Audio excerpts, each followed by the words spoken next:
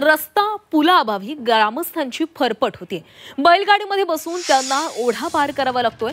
या जीवघेण्या प्रवासाचा व्हिडिओ झी24 तासवर आलेला आहे। नांदेडच्या लोहा तालुक्यामध्ये धक्कादायक घटना घडलेली आहे, त्यामुळे प्रशासनाला कधी जाग येणार असा सवाल विचारला जातोय। नांदेडच्या लोहा तालुक्यातील गांधीनगर या वस्तीला ये-जा करण्यासाठी रस्ताच नाही, त्यामुळे ग्रामस्थांना ओढ्याच्या पाण्यातून जीव मुठीत धरून मार्ग काढावा लागतोय। प्रशासनाकडे अनेकदा मागणी करूनही रस्ता न झाल्यानं ग्रामस्थांना असा जीवघेणा प्रवास करावा लागतोय।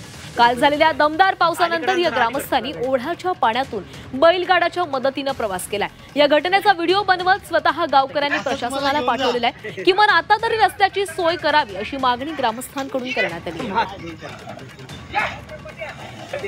आणि या संदर्भात अधिक बोलूयात आमचे प्रतिनिधी नितेश महाजन आपल्या सोबत आहेत। नितेश, कालच आपण आपला स्वातंत्र्य दिन साजरा केलेला होता। नवीन भारत अशी त्या स्वातंत्र्य दिनाची थीम होती।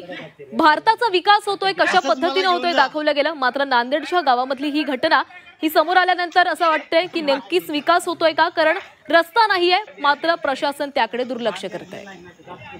नक्कीच आपल्याला असंच म्हणावं लागेल। नांदेड जिल्ह्यातील लोहा तालुक्यातलं गांधीनगर ही वस्ती आहे आणि त्या ठिकाणी रस्ता नसल्यामुळं ग्रामस्थांना ओढ्याच्या पुराच्या पाण्यातून मार्ग गाठावे लागतात आणि या संदर्भात वारंवार मागणी करूनही या ठिकाणी रस्ता करण्यात आलेला नाही। या रस्त्याकडे कुणाचं लक्ष नाही आणि त्यामुळे याचा सगळा मनस्ताप जो आहे तो नागरिकांना सहन करावा लागतोय।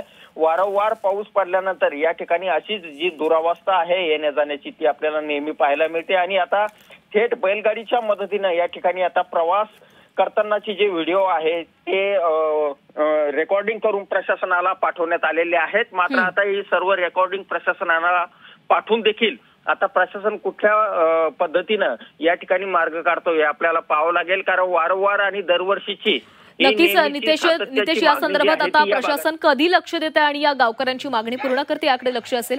धन्यवाद तुम्ही दिलेल्या सविस्तर माहितीसाठी।